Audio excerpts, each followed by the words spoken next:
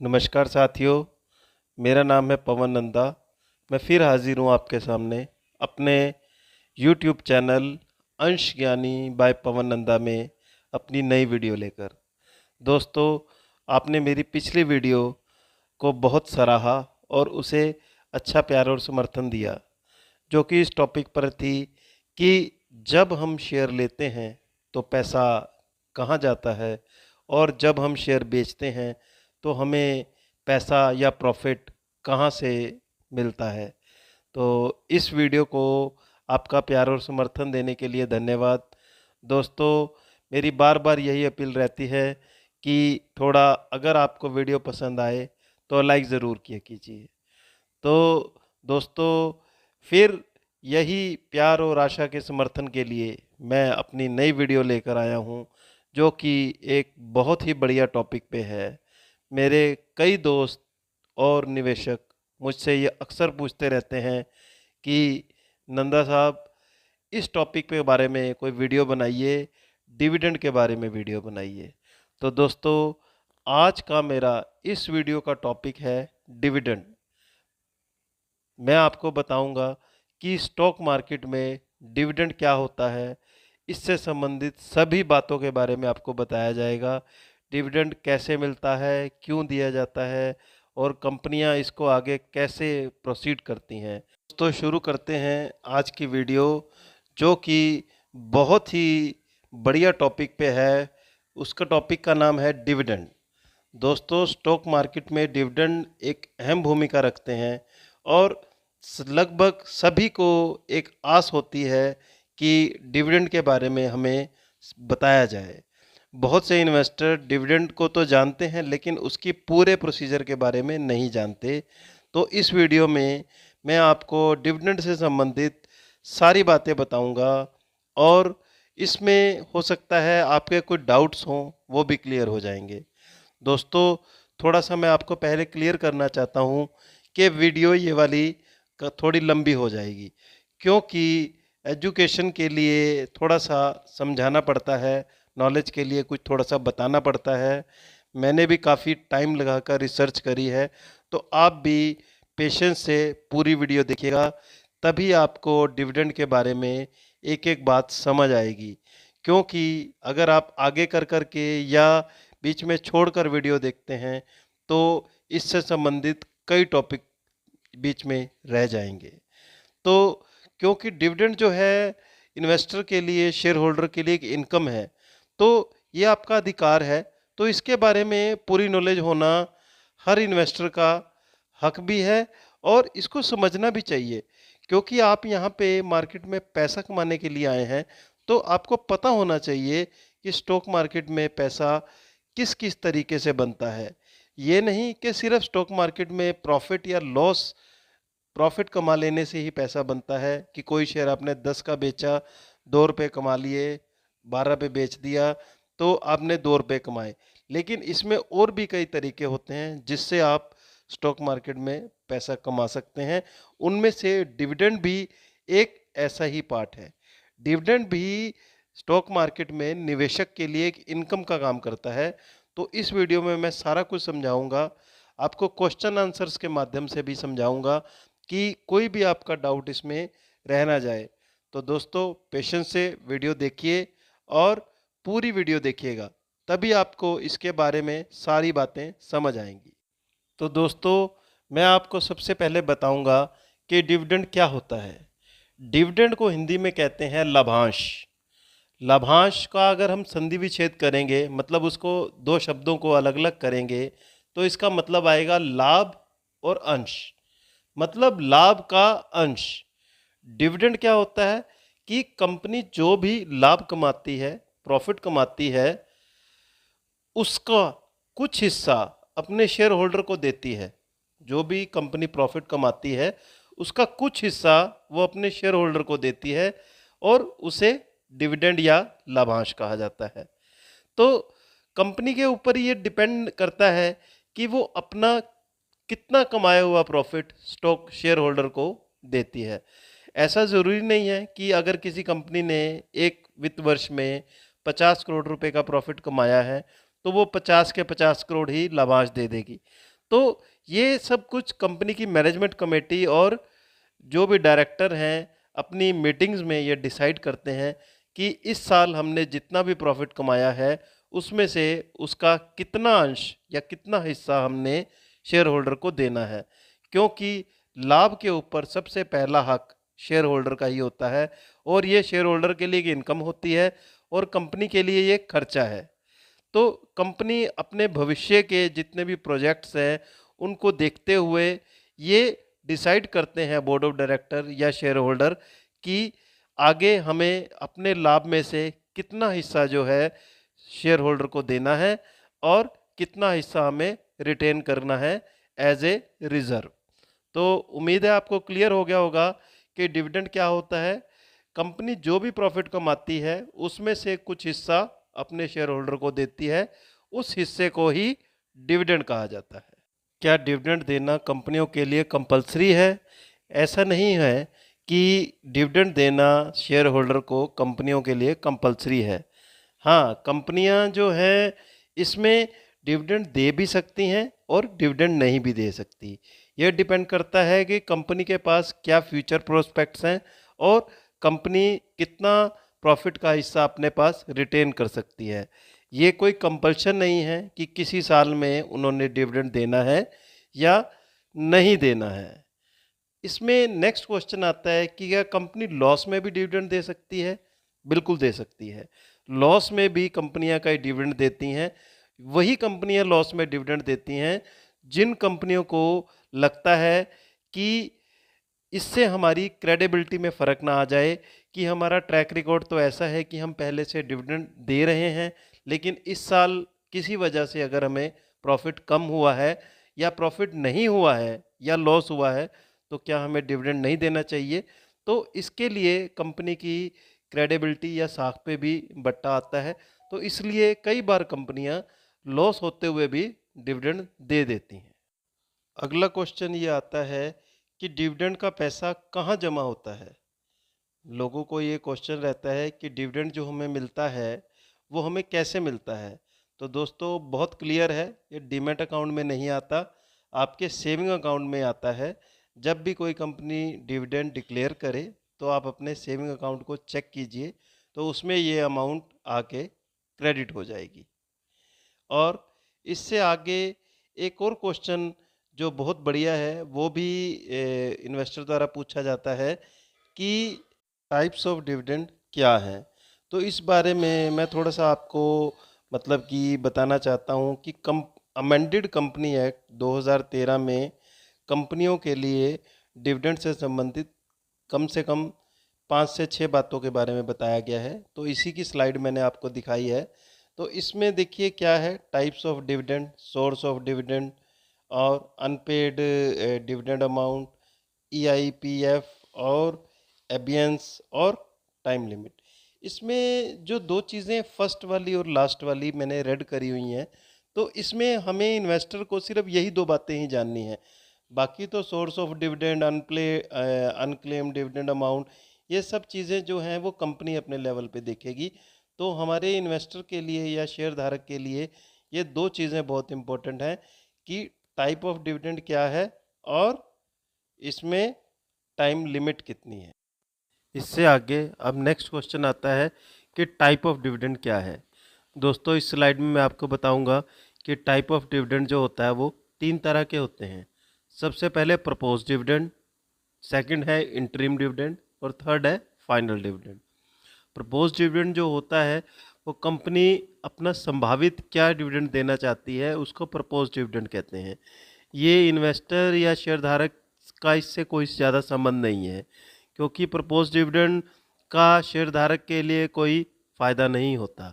आपको जो ध्यान रखना है, इंटरिम डिविडेंड और फाइनल डिविडेंड, इसमें जो है आपको ये समझने वाली बात है कि इंटरिम डिविडेंड क्या होता है। इंटरिम डिविडेंड ऐसा जो साल के बीच में कंपनी द्वारा बार बार दिया जाता है। इंटरिम को हिंदी में अंतरिम कहते हैं और फाइनल डिविडेंड ऐसा है जो वित्त वर्ष के अंत में कंपनी साल में एक बार देती है। कई कंपनियां होती हैं जो इंटरिम डिविडेंड भी देती हैं और फाइनल डिविडेंड भी देती हैं, और कई कंपनियां ऐसी हैं जो सिर्फ फाइनल डिविडेंड ही देती हैं। तो बढ़िया कंपनी कौन सी होती है जो इंटरिम डिविडेंड भी दे और फाइनल डिविडेंड भी दे? मैं आपको इससे संबंधित एग्जाम्पल देकर भी समझाऊंगा कि इंटरिम डिविडेंड क्या होता है, कौन सी कंपनी देती है और फाइनल डिविडेंड किस तरह से कंपनियों द्वारा दिया जाता है। ये बात ध्यान देने योग्य है कि इंटरिम डिविडेंड जो होता है उसको अप्रूव करने के लिए सिर्फ बोर्ड ऑफ डायरेक्टर की ज़रूरत होती है, क्योंकि ये अंतरिम मतलब कि एक मामला होता है, आंतरिक मामला होता है, तो इसमें बोर्ड ऑफ डायरेक्टर की अप्रूवल होती है। लेकिन जो फाइनल डिविडेंड होता है वो वित्त वर्ष में एक बार दिया जाता है और इसके लिए बोर्ड ऑफ डायरेक्टर और शेयर होल्डर दोनों की अनुमति की ज़रूरत होती है। तो इसलिए हमेशा याद रखना है कि इंटरिम डिविडेंड क्योंकि बार बार दिया जाता है तो इसके लिए बोर्ड ऑफ डायरेक्टर ही अपना प्रॉफिट का हिस्सा देख के इसमें डिसाइड कर लेते हैं कि कौन सा मतलब कि आपको डिविडेंड दिया जाएगा। लेकिन फाइनल डिविडेंड के केस में क्योंकि वो साल में एक ही बार दिया जाना होता है तो इसलिए उसमें बोर्ड ऑफ डायरेक्टर और शेयर होल्डर दोनों की अनुमति होती है। वो इसकी एनुअल जनरल मीटिंग जो साल में होती है उसमें डिसाइड किया जाता है कि कितना फाइनल डिविडेंड दिया जाएगा। तो दोस्तों मैं आपको ये समझाऊंगा एक एग्जांपल देकर कि इंटरिम डिविडेंड और फाइनल डिविडेंड में क्या फ़र्क होता है।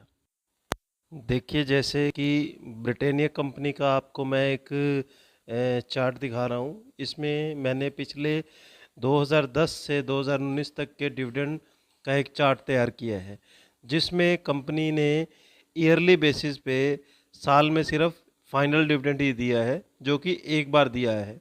इसके लिए बोर्ड ऑफ डायरेक्टर और शेयर होल्डर की इसमें परमिशन ली है और उसके बाद इसको फाइनल करके शेयर होल्डर को दिया है। एक ही बार डिविडेंड फाइनल दिया है।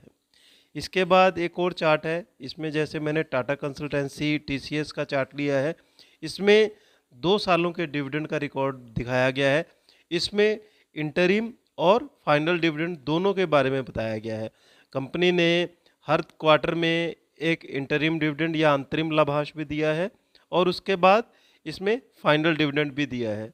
तो आप खुद सोचिए कि कौन सी कंपनी ज़्यादा बढ़िया होगी, जिसमें सिर्फ इंटरिम डिविडेंड और फाइनल डिविडेंड दिया जाएगा या सिर्फ फाइनल डिविडेंड दिया जाएगा। अब नेक्स्ट क्वेश्चन आता है कि डिविडेंड की परसेंटेज कैसे डिसाइड की जाएगी। डिविडेंड देखिए आपको या तो मार्केट प्राइस पे दिया जाता है या फेस वैल्यू पे दिया जाता है।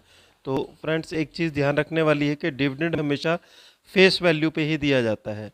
देखिए जो भी स्टॉक होता है उसकी 2 वैल्यूज़ होती हैं, एक मार्केट प्राइस जो आपको स्टॉक एक्सचेंज में उसका जो रेट दिखता है और एक स्टॉक की फेस वैल्यू होती है जो बुक्स में होती है कंपनी की।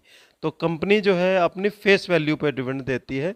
जैसे कि इसे एग्जांपल से समझ सकते हैं कि जैसे कोल इंडिया का शेयर है वो इस टाइम बाज़ार में 400 रुपये पे ट्रेड करता है, तो कंपनी ने डिविडेंड देना है तो उसकी परसेंटेज मार्केट वैल्यू पे नहीं होगी, जबकि उसकी फेस वैल्यू 10 रुपये है तो 10 रुपये के ऊपर उसकी परसेंटेज डिसाइड की जाएगी। अगर कंपनी 3 रुपये डिविडेंड देना चाहती है तो 10 रुपये का 3 रुपये 30% होता है। तो इस तरीके से ये कहा जाएगा कि कंपनी ने 30% डिविडेंड दिया है या 3 रुपये डिविडेंड दिया है। तो आपको ये बात हमेशा याद रखनी है कि डिविडेंड जो है हमेशा कंपनी फेस वैल्यू पे ही देती है। और इसके अलावा जो होता है इसमें मुख्य चीज़ यही है कि डिविडेंड की टाइम लिमिट क्या है। देखिए कंपनी एक बार ही जब डिविडेंड डिक्लेयर कर देती है तो उसके 30 दिन के अंदर जो होता है डिविडेंड को शेयर होल्डर के को देना होता है। तो डिक्लेरेशन के 30 दिन के अंदर ही इसकी टाइम लिमिट है और इसको 30 दिन के अंदर कंपनी जो है शेयर होल्डर को उसके अकाउंट में क्रेडिट कर देती है। अब इससे आगे नेक्स्ट क्वेश्चन आता है कि अगर 30 दिन का जो टाइम है, इस 30 दिन में कोई कंपनी डिविडेंड नहीं दे पाई तो फिर क्या होगा? क्या कंपनी डिविडेंड लेके भाग जाएगी? नहीं, ऐसा नहीं है। इसमें अगर 30 दिन जो कि स्पेसिफाइड टाइम है, अगर इसमें डिविडेंड कंपनियां शेयर होल्डर के अकाउंट में क्रेडिट नहीं कर पाई तो उनको सिंपल 18% पर एनम के हिसाब से विद इंटरेस्ट डिविडेंड दिया जाएगा। और अगर फिर भी उस टाइम पीरियड में भी कंपनियां अगर स्टॉक होल्डर के अकाउंट में डिविडेंड नहीं दे पाती हैं, जो कि ऐसा नहीं होता है, आज तक ऐसा नहीं हुआ है। हाँ, अगर ऐसा हो जाए तो लॉ में जो है इसमें पेनल्टी और सज़ा का भी प्रावधान है। इसमें डायरेक्टर के ऊपर 1,000 पर डे की पेनल्टी होती है और उसके बाद इसमें 2 साल की सज़ा भी है, ताकि वो जेल में आराम से बैठे और उनको वहाँ पे फ्री में खाना पीना होगा। तो इसका मतलब ये है कि इसमें ऐसा नहीं होता कि कंपनीज जो होती हैं एक बार डिविडेंड डिक्लेयर कर दें तो वो अकाउंट में नहीं आता। आज तक ऐसा ही देखा गया है कि जो भी ड्यू डेट होती है उसमें डिविडेंड आ जाता है, या with penalty and with interest dividend को पे करना ही होता है, बशर्ते कि कोई बहुत ही अनइवन कंडीशन कंपनी के साथ क्रिएट ना हो जाए। इसमें जो नेक्स्ट क्वेश्चन आता है वो ये है कि डिविडेंड की डेट्स के लिए क्या समझना चाहिए। देखिए, इसमें दो तरह की डेट्स होती हैं, एक होती है रिकॉर्ड डेट, एक होती है एक्स डेट। रिकॉर्ड डेट और एक्स डेट क्या होती हैं?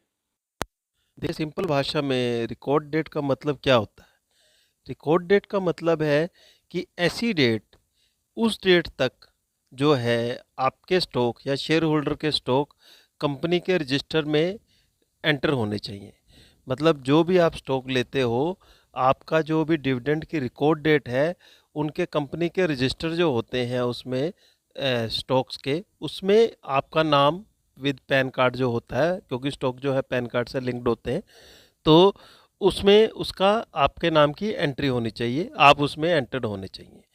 तो इसके लिए एक एग्जांपल है, जैसे कि सपोज कीजिए कि किसी ने अगर स्टॉक के लिए डिविडेंड डिक्लेयर किया है और उसने डेट रखी है 20 तारीख, तो आपके स्टॉक जो है आपके पास आपके डीमेट में 20 तारीख तक स्टॉक होने चाहिए, तो वो डिविडेंड के लिए एलिजिबल होता है। और इसके बाद इसमें आती है एक्स डेट। देखिए, अगर किसी कंपनी ने आज 1 तारीख है और 20 तारीख तक रिकॉर्ड डेट रखी है, तो रिकॉर्ड डेट ऐसा नहीं है कि कल आप 1 तारीख को किया है, 2 तारीख को आप स्टॉक ले लो। लेना चाहो तो ले भी सकते हो, लेकिन ऐसा नहीं है कि आप 2, 3, 4 कभी भी ले सकते हो। हाँ, एक इसमें एक्स डेट होती है। आप जो है एक्स डेट से एक दिन पहले लिए गए स्टॉक भी जो होते हैं, वो भी डिविडेंड के लिए एलिजिबल होते हैं। मतलब ऐसा नहीं कि भाई 1 तारीख को डिक्लेयर किया है, 20 तारीख को रिकॉर्ड डेट है, तो आप कल ही स्टॉक ले लो। तो इसका मतलब ये हुआ कि आपको रिकॉर्ड डेट की बजाय एक्स डेट की तरफ ज़्यादा ध्यान करना चाहिए। जैसे कि एक एग्जांपल मैं बता रहा हूँ कि किसी कंपनी की रिकॉर्ड डेट 10 तारीख थी, तो उसने और उसकी एक्स डेट 8 तारीख थी, तो आप क्या कर सकते हो, आप 10 तारीख से पहले तो कभी भी स्टॉक ले सकते हो, वो डिविडेंड के लिए एलिजिबल होगा। लेकिन अगर एक्स डेट 8 है, तो आप 7 तारीख को भी स्टॉक लोगे, तो एक्स डेट से एक दिन पहले लिए गया स्टॉक भी डिविडेंड के लिए एलिजिबल हो जाएगा। हाँ, इसमें 8 वाला, 9 वाला और 10 वाला स्टॉक इसमें एलिजिबल नहीं होगा। 8 एक्स डेट से एक दिन पहले लिया गया स्टॉक ही इसमें एलिजिबल होता है। इससे पहले तो आप ले ही सकते हो, लेकिन एक्स डेट से एक दिन पहले लिए गया स्टॉक जो है वो इम्पोर्टेंट होता है, वो आपका उसमें रिकॉर्ड डेट में एंटर हो जाएगा। अब आप ये कहो कि भाई साहब ये एक्स डेट मिलेगी कहाँ से, तो एक्स डेट जो है इसके लिए कोई ज़्यादा बड़ी बात नहीं है। जब भी कंपनी डिविडेंड डिक्लेयर करती है, तो जैसे मैंने एक एग्जांपल लिया है, इसमें आप www.nseindia.com में जाइए, जो भी स्टॉक आप इसमें एंटर कीजिए उसका डिविडेंड डिक्लेरेशन में जाइए, और उसके बाद उसका कारपोरेट एक्शन में अगर आप जाएंगे तो वहाँ पे आपको इजीली वहाँ की एक्स डेट मिल जाएगी, और आप उस स्टॉक की एक्स डेट से एक दिन पहले भी अगर आप स्टॉक ले लेते हो, तो वो भी स्टॉक डिविडेंड के लिए एलिजिबल होता है। इसके बाद इसमें नेक्स्ट क्वेश्चन आता है कि व्हाट इज़ डिविडेंड यील्ड। क्योंकि आप ये क्वेश्चन बहुत सुनते होंगे होंगे कि डिविडेंड यील्ड क्या है। तो इसके लिए एक फार्मूला है, dividend yield is equal to cash dividend per share divided by market price per share into 100। इसका मतलब है, जैसे एग्जांपल से मैंने इसमें नीचे समझाया हुआ है, कि अगर किसी स्टॉक की मार्केट वैल्यू 1,000 रुपये है और उस कंपनी ने 20 रुपये डिविडेंड दिया है, तो 20 divided by 1,000 Guna 100, 2%। It means इसकी डिविडेंड यील्ड आई 2%।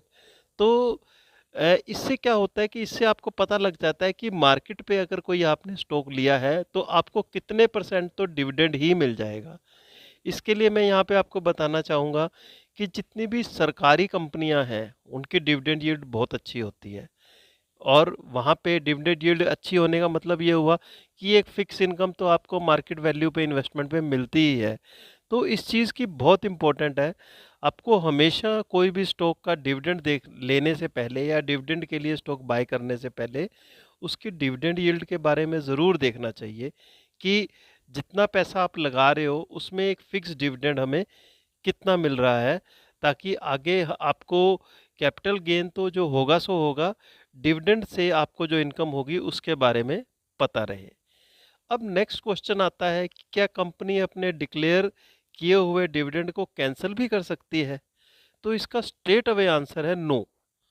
तो लेकिन आपने देखा होगा इसमें मैंने बट लगाया है। वैसे तो ऐसा नहीं होता कि कोई भी डिविडेंड आपने डिक्लेयर कर दिया है कंपनी में तो वो कैंसिल हो जाए, क्योंकि कंपनी को कैंसिल नहीं करना होता, डिविडेंड देना होता है, क्योंकि वो प्रॉफिट का पार्ट होता है। प्रॉफिट होता है तभी तो कंपनियां जो है डिविडेंड देती हैं। लेकिन फिर भी कई बार ऐसा होता है कि कंपनी ने जैसे कि डिविडेंड डिक्लेयर किया और उसके बाद कंपनी के साथ कोई ऐसी घटना घटित हो गई कि जिससे कंपनी को बंद करने की ही प्रॉब्लम मतलब की बात आ गई। तो इस केस में अगर कंपनी ही बंद हो रही है तो इस केस में वो डिविडेंड कहाँ से देगी?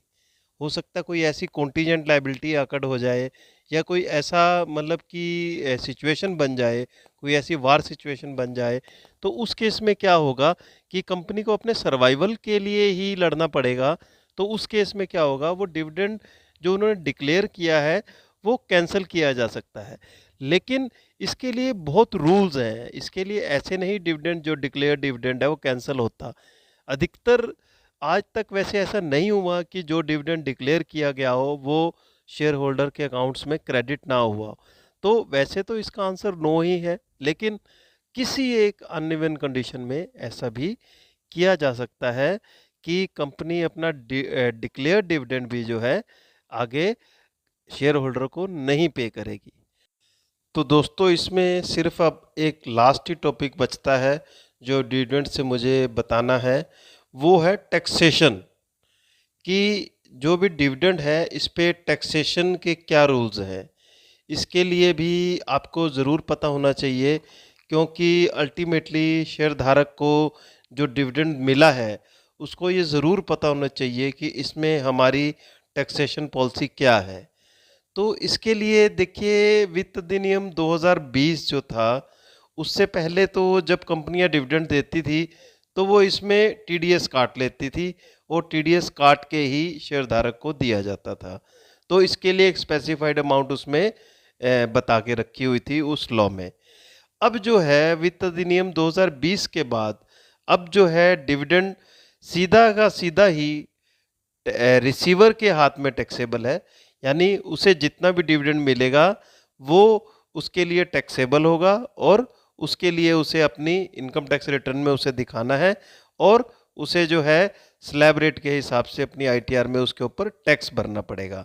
हाँ, इसके लिए एक रूल ज़रूर इसमें आया हुआ है कि अगर डिविडेंड एक ही स्टॉक में एक रिसीवर को 10,000 रुपये या उससे ज़्यादा दिया जाएगा तो कंपनी देते हुए 10% टीडीएस काट लेगी और इस कटे हुए टीडीएस का वो जो है अपना शेयर होल्डर अपनी रिटर्न में इसका क्रेडिट ले सकता है।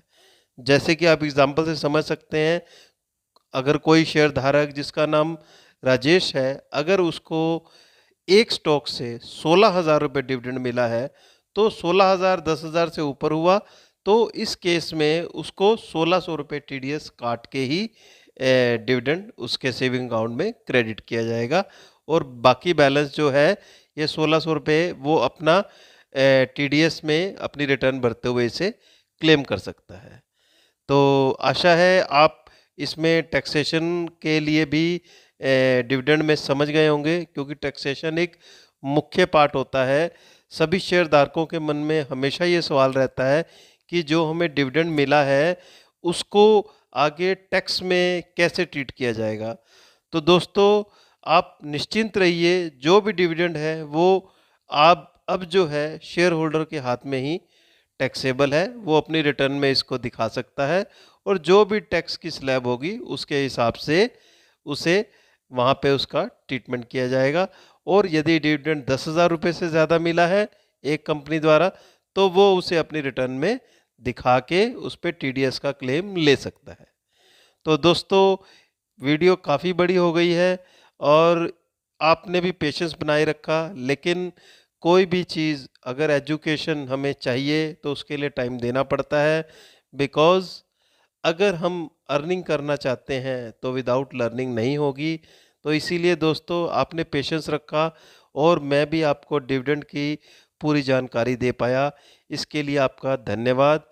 आपसे एक यही गुजारिश है कि अगर आपको वीडियो पसंद आई हो, आपके डाउट्स क्लियर हुए हों तो इसे लाइक ज़रूर कीजिए, शेयर कीजिए और जो नए व्यूवर हैं इस चैनल पर आए हैं तो वो मेरे चैनल को सब्सक्राइब ज़रूर करें और उसका बेल आइकन वाला बटन दबा के उसमें उसको क्लियर कर लें ताकि इन फ्यूचर जो भी मेरी वीडियो आए आपको उसकी नोटिफिकेशन मिल जाए, आपको इधर उधर ना देखना पड़े। और एक और अपील, इस वीडियो को आपने शेयर ज़रूर करना है, ये बहुत इम्पोर्टेंट जानकारी है और मैंने बहुत मेहनत से इसको गैदर किया है और बहुत मेहनत करके ये वीडियो बनाई है। तो सभी व्यूवर से ये रिक्वेस्ट है कि आप वीडियो को अपने दोस्तों को भी शेयर कीजिए और जो भी स्टॉक मार्केट में डिविडेंड से संबंधित जिसके भी जो डाउट्स हैं उसे समझिए और आगे भी भेजिए। ओके गाइस, मिलते हैं अपनी नेक्स्ट वीडियो में। Take care. अब आपके लिए अपनी नई वीडियो तैयार कर रहा हूँ जो कि 8 से 10 दिन में आपके सामने आएगी। बहुत ही इंटरेस्टिंग टॉपिक है। तो ओके गाइस, हैप्पी इन्वेस्टिंग।